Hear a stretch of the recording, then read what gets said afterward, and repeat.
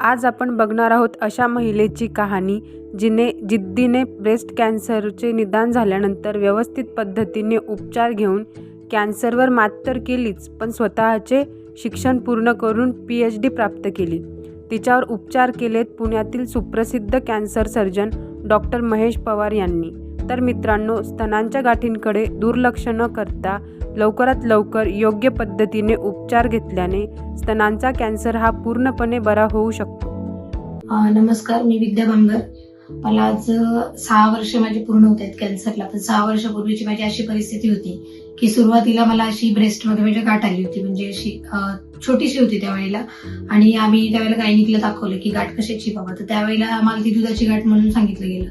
मग आम्ही त्याचं बायोप्सी वगैरे पण केली, पण त्याचे पण रिपोर्ट आमचे याचे नव्हते। मग आम्ही थोडं दुर्लक्ष झालं आमचं 2 वर्ष। मग त्याच्यानंतर आम्ही आमच्या फॅमिलीचे डॉक्टर आहेत, मग त्यांच्याकडे पण आम्ही विचारलं जरा थोडंसं। तर त्याच काळामध्ये माझ्या वडिलांना कॅन्सर झाला होता। मग आमच्या फॅमिली डॉक्टर म्हटले की बाबा वडिलांना कॅन्सर झालेला आहे, त्यामुळे तुम्ही असं शांत राहू नका, पुढे चेकअप करा वगैरे, कशाची गाठ आहे काही। तर मग त्यांनी आम्हाला महेश पवार सरांचा नंबर दिला आणि मग महेश पवार सरांची आम्ही अपॉइंटमेंट घेतली आणि सरांना भेटलो। मग सरांनी आम्हाला म्हणजे माझं चेकअप वगैरे केलं सरांनी आणि मग सांगितलं की पुढे बायोप्सी वगैरे करावी लागेल। मग आम्ही बायोप्सी केली आणि पुढे मग माझं हे ऑपरेशन झालं, किमोथेरपी झाल्या माझ्या 6।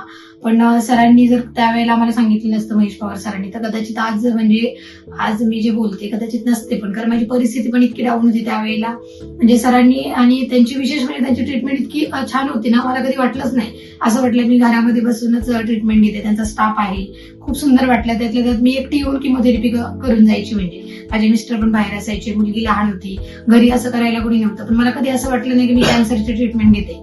आज जी पॉझिटिव्हिटी माझ्यामध्ये आहे किंवा मी आज जे पूर्ण रिकव्हरी माझी आहे ती, तसं जर पाहिलं तर महेश पवार सरांचेच धन्यवाद मानायला पाहिजे। कारण त्यांनी खरं म्हणजे त्यांनी मला खूप सपोर्ट पण केला, पुन्हा पॉझिटिव्ह केलं। स्टाफ पण खूप छान आहे त्यांचा। आज मी हे मला द्यायची म्हणजे बोलायची वेळ यासाठी आली की सगळ्यांनी बाबा हे घेतलं पाहिजे, म्हणजे माझ्याकडनं ज्या काही गोष्टी आहेत मला असं वाटतं की सगळ्यांपर्यंत पोहोचवाव्यात। थँक्यू।